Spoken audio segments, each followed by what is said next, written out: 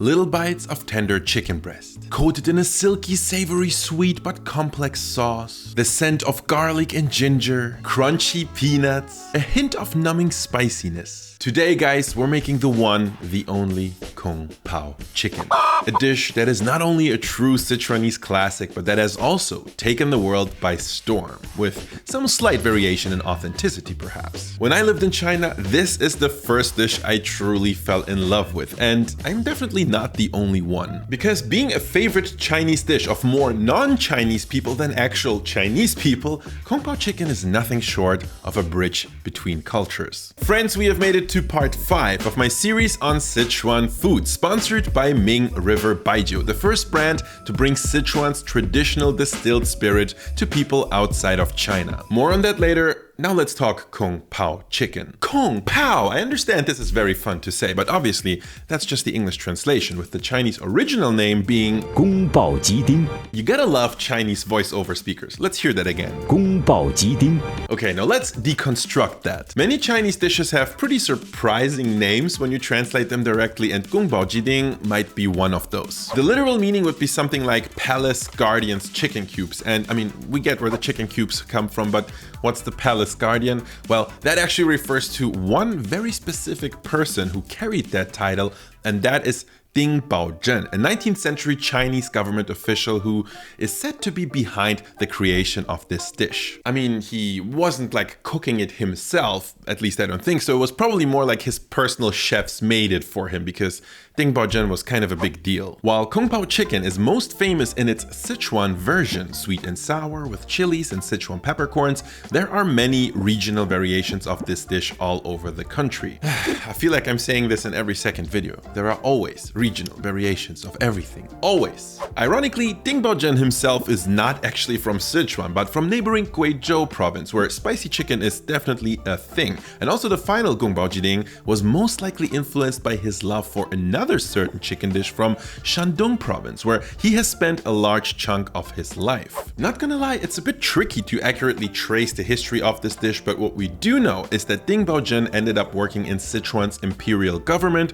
where his Gong Bao Chicken eventually becomes the dish most people think of today. Another little curiosity is that during China's Cultural Revolution period that started somewhere in the 1960s, references to old imperial China were, well, very counter-revolutionary and straight up evil. So, naming a dish after an imperial palace guardian, big no-no. So the term Gong Bao Ji Ding gets changed to Hula Ji Ding, just spicy chicken cubes. So boring, right? But once people realized the Cultural Revolution maybe wasn't the best idea, they just changed it back. So as much as I love history, I love cooking Chinese food even more. And Gong Bao Chicken is one of these dishes that I've cooked a lot. I've even made a cooking video about Gong Bao Chicken before I was making cooking videos on this channel. But the last time I've actually done some research on Gong Bao Chicken must have been like 10 years ago. So to whip up a super authentic version, I'm gonna do what I pretty much always do for phase 1 research, which is checking out around 10 different recipes and then seeing where these recipes overlap and where they can offer some special tricks maybe, and then combine and synthesize them into like one master recipe, which usually gets me pretty close to where I wanna be. So here we go.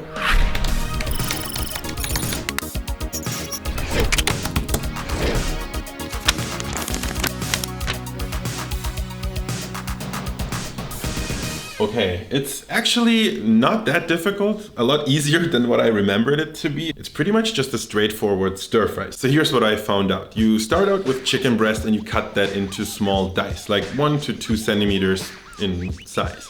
And then you marinate that in a little bit of salt, soy sauce, Liaojiu, aka Shaoxing wine, and some cornstarch, which is gonna tenderize it a little bit. Then you prepare the sauce, which is equal parts sugar and vinegar, with again a little bit of Liaojiu, aka Shaoxing wine, a little bit of soy sauce, both light and dark, then a tiny drop of sesame oil, and finally a bit of cornstarch dissolved in some water, which this time is gonna be there to thicken the sauce. With the chicken marinating and the sauce is ready, we gotta get the other ingredients prepped, and that's basically just chopping up some ginger and garlic, then also chopping up the white parts of scallions, not the green part, just the whites, And then we're prepping some chilies, de-seeded ideally, because nobody likes chili seeds. And we're gonna also add to that a little bit of Sichuan peppercorns. Oh, and then of course, there are peanuts. That's a given. But then you're pretty much ready to stir fry. And you know, this is one of these recipes where when you've done all your prep, it actually comes together in like just a few minutes. With that being said, I think I'm ready to put some Gong Bao Ji Ding in my mouth. So let's go.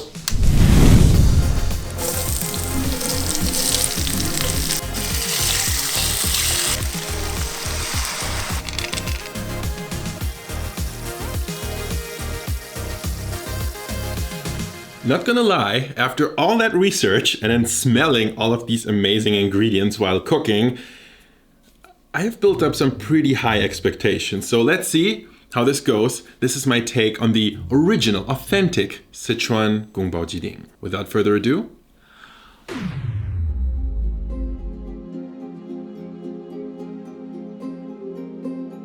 without question, this is the authentic dish I once fell in love with. Chicken, peanuts, a well-balanced sauce, a bit of heat. I'd say this was an 8 out of 10. And on any other day, this would absolutely have satisfied my Kung Pao cravings. But what kind of food channel would this be if we stopped at good, right? It's so much more fun to strive for perfection, even if we starve trying. So, you know, in that spirit, let's see what we can do to take this one to the next level. So critically speaking, there are a few things that I fell short on according to my own standards. First of all, the chicken was tender, yes, but not as tender as some of the chicken I've had in China. There's room for improvement here. The sauce is good though. And while I do love the classic addition of peanuts to this dish, I've also heard of variations with other nuts that I think would elevate the flavor. Oh, and let's talk about heat. Gong Bao Ji Ding is not a very spicy dish, but with just a few chilies sprinkled in, I could have easily gone for more. On the other hand, as is often the case with Chinese dishes, not every single thing in there is meant to be eaten. Ich habe auf so einen Sichuan-Pfeffer gebissen. So let's see if we can get rid of the ginger and Sichuan pepper debris in the dish without sacrificing their flavor though. Oh, and have you noticed the color? I mean, in restaurants, I used to get an almost ruby red Gong Bao Ji Ding, while this one is just kind of brown. I mean, I know that in Chinese restaurants, usually something like ketchup is involved to get the color, or you know, to be honest, probably even food coloring, but I wonder if there's a way to get around that. And last but not least, all the traditional Sichuanese versions I researched were just all about chicken and peanuts, and that's it. But as I mentioned before, there are quite a number of different local varieties of this dish, right? There are always local varieties of every dish, and I got into Kung Pao chicken big time when I lived in Beijing, where I think it's not just popular to add cucumber to Kung Pao chicken, yes, in a stir fry, but also carrots. But to be perfectly honest, I think we gotta draw a line somewhere, you know? I mean, I don't want no carrots in my pao, if you know what I mean. Anyway, I have quite a few ideas on how to fix all of the above issues to make some Andong style Gong Bao Ji Ding. And I'm going to show you how after a quick word from this video's sponsor, Ming River Baijiu. We just cooked up an authentic Sichuan dish, and bringing the authentic flavor of Sichuan to you is what Ming River Baijiu is all about, following some century-old traditional techniques to this day. But that is not where they stop, because combining tradition with new approaches is something they're very passionate about. Best example, their original Baijiu cocktails. For this episode, I tried a drink called Pear in Red, where we mix Ming River Baijiu with dark rum, red vermouth, and pear juice. I like my drinks pretty cold, so after a good icy shake, this drink was right where I wanted it to be. It's strong, but it's good. I do like how the flavor of the pear plays with the exotic tropical notes of Ming River. It's an unexpected but pretty good match. If you guys want to get to know the super unique flavor of the original Sichuan Baijiu in a cocktail or just as is, Ming River Baijiu is certainly the way to go, and it's available in the United States, United Kingdom, and Europe. Check out the link in the video description to find out how to get your hands on the good stuff. And now back to Kung Pao chicken. So I've made a plan to address all of my gripes. Some ideas I'm pretty optimistic about, and some, I'm not so sure. So here's what we're gonna do. First, let's talk melt in your mouth tender chicken, for which I'm gonna use all the tricks at my disposal. We're starting out by pounding the chicken, which already breaks down its structure by sheer mechanical force. Once cut into cubes, we then brine the chicken with salt and baking powder for at least 30 minutes. The salt will increase the juiciness and flavor, while the baking powder is a chemical tenderizer that further loosens up the meat's structure. The only downside to this method is that adding as much baking powder as we need is going to introduce some ammonia-like bitter flavor, but fortunately there's an easy workaround for this. Simply rinse your chicken very, very well after the brining and you'll literally wash away all of those issues. Then we make a marinade from Chinese cooking wine, soy sauce and cornstarch, mixy mix, and drop our marinated chicken into a pot of boiling hot water. Wait, what's that? Okay, so this is a pretty cool Chinese technique called velveting, which is commonly applied to proteins to keep them nice and juicy for stir fries. It's normally done with oil, but works almost as well with water. The theory is that if you cover your meat in a starch-based slurry and then drop that into hot liquid, the starch is going to gelatinize and form a protective layer that basically locks in a lot of the juices and at the same time creates a coating that is really good at absorbing the sauce it will eventually get fried in later on. Speaking of sauce, for that one I had to venture outside the box and then outside of that box again. What I did is I based it on red syrup, which I made by reducing 250 milliliters of cranberry juice to around 3 tablespoons. If you think this is crazy, you are probably right. But you know, reduced fruit juice basically just tastes sweet and sour, which is what we need. And I don't think you're gonna taste a lot of the cranberry in there, like at all. So I did have to tweak the other ingredients to maintain similar levels of sweet, sour, and salty without adding too many dark liquids, which would taint the color for sure. Kind of counterproductive, but the highlight was certainly the addition of ginger juice. You get this by grating a piece of ginger finely and then simply squeezing out the juice with your bare hands. Now we get a pretty promising red-ish sauce. We also got rid of those nasty ginger pieces and we can move to the other thing we wanted to get rid of: Sichuan peppercorns. But again, we don't want to sacrifice the flavor. My solution: making an infused oil by gently frying Sichuan pepper and chili flakes and a bit of canola for a few minutes. Et voila, even more red color, more chili flavor, and no more pieces of Sichuan pepper. For the other ingredients, I upgraded my peanuts by adding in some cashews and almonds for variety. And finally, I grabbed a cucumber and de-seeded it before slicing it into fine cubes. So, what do you think? Are we gonna be able to improve Gong Bao chicken? Let's see about that.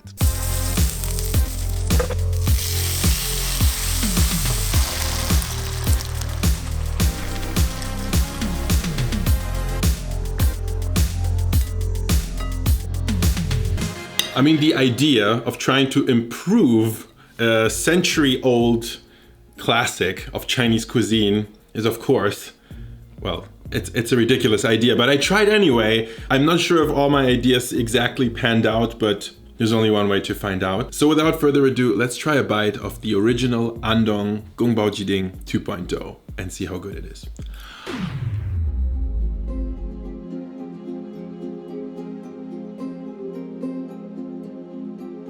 This was certainly not the same dish as before. The chicken was unbelievably tender. Velveting was definitely a win. And so was the addition of ginger juice and chili Sichuan pepper oil. I could joyfully eat every single spoon without fear. There's a smoky note from the chili oil that definitely wasn't there before, and I'm loving it. So good. As for the cucumbers, it might not be the traditional Sichuan style, but to me, they are not optional for Gong Bao chicken. They elevate it. About the nuts, I'm not sure if the almonds did very much, but cashews are both a traditional upgrade and really delicious. The one thing that definitely didn't work as planned was the whole red color idea. First, my dish looked eerily pink, so much so that I couldn't resist adding a drop of dark soy to make it look more healthy, I guess, which kind of brought me back to where I started in terms of color. So next time I'll just stick to the really tasty original sauce recipe. So overall, I think I did bring a few useful improvement ideas to the table, at least when it comes to my style, my personal preference of how I like Gong Bao chicken. You can find my final recipe in the video description as always, but you know, in the end, you are the king of your Gong Bao Ji Ding. I hope I inspired you to cook and play around with this really amazing and very easy to make dish that once got me into Chinese cooking. And with that being said, thanks for watching, and I'm gonna see you in the next one. Gong Bao Ji Ding.